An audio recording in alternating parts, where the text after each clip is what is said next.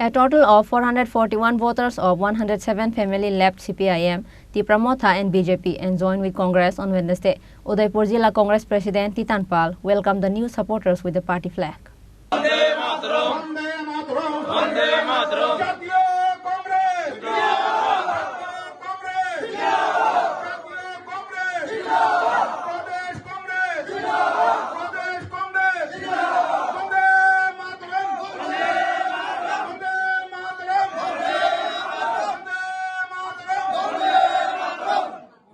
The party-changing event was attended by former Minister Manindra Riyang, Belonia Jilla Congress President Mridul Patari, Jilla Congress Secretary Kamal Dewan, PCC member Mrinal Kaur, Congress leader Sanjeev Bhattacharjee and others.